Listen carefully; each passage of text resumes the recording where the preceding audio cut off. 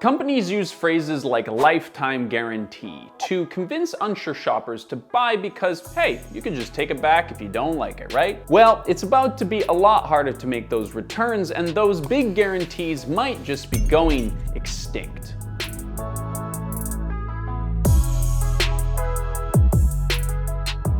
Thank you to Delete Me for sponsoring today's video.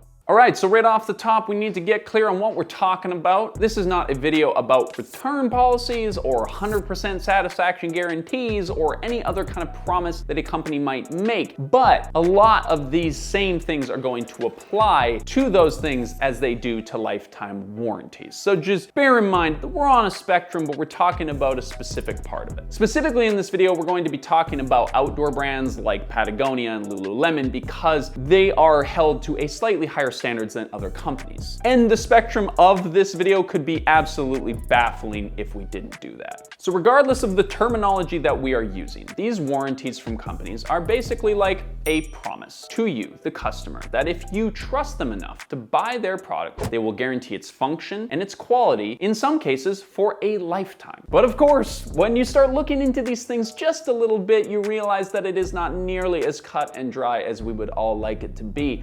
Also, what's with the term cut and dry? What are we cutting and drying? Some version of a product guarantee or warranty has existed for a very long time, but in an increasingly globalized, industrialized world, most of us aren't buying our stuff from our neighbor down the road with a shop. That trust is just not naturally built in anymore. So in a faceless, digital, modern world, companies have had to find other ways to build that sense of trust with customers as quickly and as simply as possible. And what better way to do that than with a simple promise? When the company takes that responsibility for their product beyond the point of sale, they're putting themselves on the line for what they make in a way, and it works. People talk about how a great return policy or warranty has solidified their love for a brand or company. But offering warranties is expensive and risky. There's no way of knowing just how many people are going to take you up on that offer or when. Returns in general are one of the biggest money sucks as a retailer, and we couldn't find a lot of sources for this specifically relating to warranties, but it's probably the case for that as well. And the thing is, the more robust and all-encompassing that lifetime warranty is, the longer and more complex of a risk that is to the businesses who have to prepare for it. So for the most part, it's actually in the company's best interest that as few people return their products as possible. And what we have seen in response is that more and more companies are creating better products that just last longer and that are more reliable. Obviously, I'm joking. It's actually almost the opposite. See, from a seller's perspective, the true beauty of offering a warranty isn't, of course, that you're taking pride in your product and caring for your customers, but you look like you do. Because the thing about warranties is that most people don't actually use them. One survey showed that a third of iPhone users didn't even know that their phone had a warranty, let alone how to cash it in. And I'm willing to bet that it's the same for a lot of outdoor brands as well. So remember this moving forward. The best possible outcome for these companies is that they offer a great warranty and nobody takes them up on it. So right off the bat, let's catch up to speed with today. Today, a lot of people are pulling back on their no question asked return policies and making returns harder or at least more expensive because we ruined it. We? What do you mean we? Now I know we're talking about return policies, which aren't the same things as lifetime warranties technically, but they play into each other, so bear with me. LL Bean used to be one of the best for return policies in the business. It was a no questions asked, no receipt needed, no time limit kind of deal. Their policy had been a company hallmark since 1912. But it turns out that when you offer customers unrestricted free exchanges, people are gonna go out, find a bunch of your products for dirt cheap at a garage sale or something, and then swap it for new gear. And this cost the company $250 million as returns doubled. As a result, today, LL Bean offers a 1-year guaranteed return to the absolute fury and longtime fans, and has actually ended them up in some lawsuits too. Combine this with the fact that online retailers have been reporting return rates of 20 to 30%, and we're talking about a quarter of their stock down the drain because you can't just throw a used product up on the shelf like it's new anymore. And so in the wake of all these changes, companies are trying to stop the bleeding. Companies could, of course, do this by by providing genuinely good products that don't fall apart, but it is far easier and actually more cost effective to just make it harder for a product to be returned in the first place. Today, if you want to return a product, you have to provide a receipt in most cases, and you usually have a limited window within which you can actually make that return. And on top of that, you will probably be paying to ship your product back, and you will not be refunded for that cost in most cases. As of last year, 40% of retailers charge for returns, including big names like H&M and Zara. But if returns are just getting flat out canceled, lifetime warranties are just having a little asterisk added that nobody really noticed yet. Quietly, over the last decade or so, many lifetime warranties have become less expansive and all-encompassing because of the reasons that we mentioned earlier and some other factors that we're going to get into soon. The thing is, companies know that their customers don't want to put a lot of effort into fixing their stuff.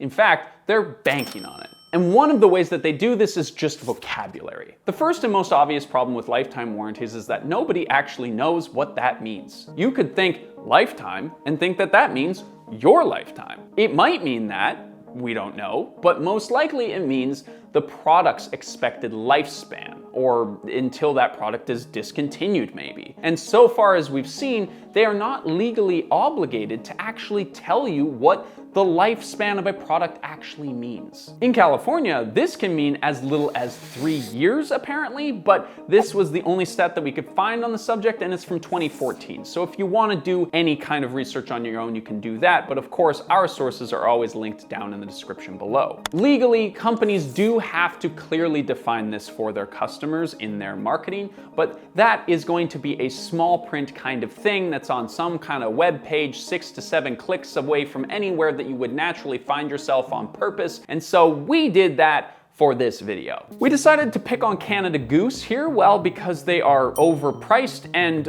Canadian, I guess. We've also made a whole video on them. If you're interested in that, we'll leave a link to it down in the description below. So first, we're gonna find their most expensive jacket, their Umbra coat, which is a solid $2,000, and that must have a good warranty, right? So if you scroll down, you see this little lifetime warranty thing, so you click on that to see what's going on. First, we get the description of that warranty, and already we're starting to introduce some limitations. It sounds like if your jacket isn't all that it's puffed up to be, Canada Goose will replace it or repair it free of charge. It does note, however, that they're specifically referring to the lifetime of the product, not your lifetime. We have yet to see a company actually define what the lifetime of a product is though. Maybe if we click on learn more, it'll tell us. And we are directed to their warranties and repair page, which is mostly just some nice pictures with some blurbs about how great they are and Canadian and whatnot. You gotta actually go into their warranty FAQs to get the real juice. And it's here that we learn that they cover anything to the original owner for the practical lifetime of the product. And this is a pretty big disclaimer. Already they're saying that they won't cover a product that's been resold, so if you bought the second hand, you're out of luck. And the practical lifetime of the product is a pretty loosey-goosey term, I would say. And the disclaimers just keep coming. This warranty does not cover any repairs needed due to accidents, improper care, negligence, or normal wear and tear. That covers most everything other than some blatant defects on the part of the company, basically. The warranty is also void if the inside garment tags are removed. For any damage not covered under the warranty, Canada Goose may offer to repair the damage for a reasonable charge. They also won't repair anything that has been altered or if it hasn't been cleaned properly. And my favorite part is that they require you to provide proof or a receipt of you having cleaned it properly, or they will charge you an additional fee. But hey, at least they're willing to go Dutch on the shipping costs, so you're not paying to ship the item both ways, right? And look, you could just say that this is us being picky on these things, but the reality is that they are using this confusing and convoluted process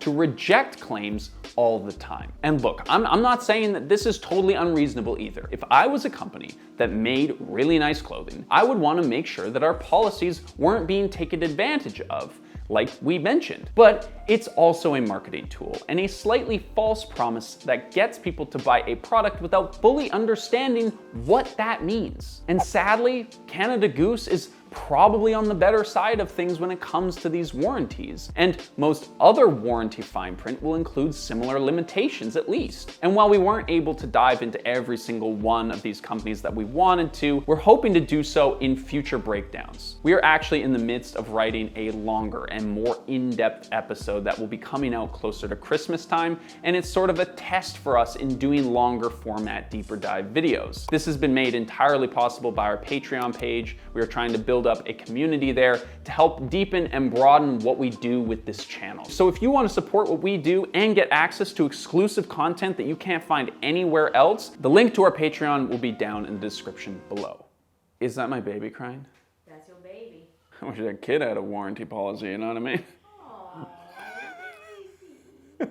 No, he's the greatest gift my entire life. All right, so we looked into Lululemon a little bit, and it seems like they have similar vague policies and wording, but they do let employees make the final call in some cases, which feels like a more human approach, which we appreciate. Darn Tough Socks have their guarantee built right into their brand ethos, and they are super legit about it. If your Darn Tough Socks get a hole in them 20 years after you buy it, all you have to do is send them back, no receipts needed, and they'll provide you with the new one. To be fair, they are selling $25 socks, not $2,000 jackets, but it is nice to see. But perhaps most iconic for this repair culture is Patagonia. Their ironclad guarantee is worded quite simply in comparison to our Canada Goose counterpart. If you are not happy with your product when you buy it, then they'll refund it or replace it or repair it at no cost to you. They don't even have a time limit. Their policy pages are very straightforward, and it seems like it's less about avoiding responsibility and more so taking responsibility to specifically repair your product. And it's this emphasis on repairs rather than replacement that I think is a big part of the reason why Patagonia has succeeded where LL Bean and REI have failed. They're not promising you a new jacket every time that you get a hole in it.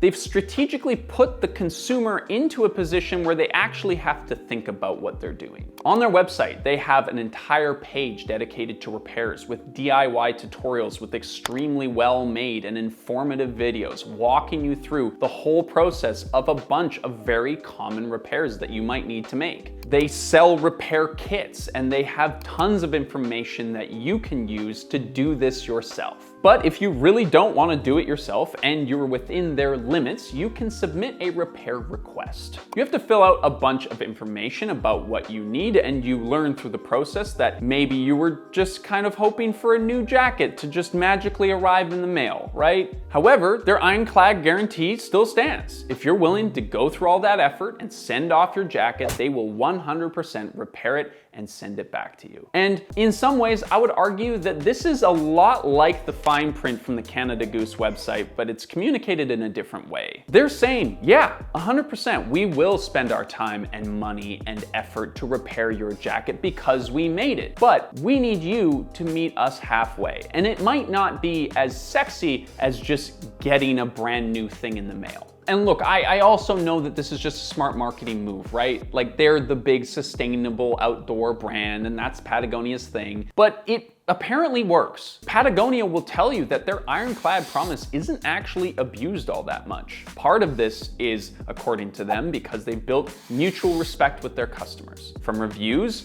they're also very good at honoring this promise. They were also one of the first major brands to launch a used clothing exchange called Wornwear, which is where all the repairs are made. This practice of reselling furbished goods has since been taken on by a number of other outdoor companies like Cotopaxi and North Face. And look, in my optimistic brain, this shift away from the no questions asked return policies of the past might reorient our priorities again. This is what we need to look for in businesses. People who take responsibility where they can, who have an idea of repairs and the end of life of the things that they've created, but who also respect the customer to encourage them to do the same. And look, you can call me a Patagonia simp or whatever, but I think that they represent something closer to a moderate stance that I think is a little refreshing. Yes, we need to hold corporations and companies accountable to the products that they make, right? But we also need to not be greedy and take advantage of a flawed lifetime guarantee system just because it's there. If you spend a lot of time online, it probably means that you've already opened yourself up to scams and to data brokers. Data brokers collect a huge amount of personal data from tons of people all over the internet, and they make a profit selling it to anyone who will pay their fee. You can technically spend the hours required to scour the internet to retrieve your personal information from hundreds of different sites, or you can let Delete Me, the sponsor of today's video, do that work for you. They've got international plans, so Canadians like us are covered. And did you know that when somebody buys your data, they can actually see information about your relatives too? I know that I personally feel better knowing that they offer family plans so that me and the rest of my family are a little bit more protected. You can get 20% off your Delete Me plan when you go to joindeleteme.com/future20 and use code future20 at checkout. That's joindeleteme.com/future20, code future20. Now, of course, there's so many stories and brands within this spectrum that we would have loved to talk about. We just didn't have the time. So if you have anything that you would think that we've missed, please leave it down in the description down below. And thank you so much for watching today's video. And if you're subscribed, we will see you next week for another upload.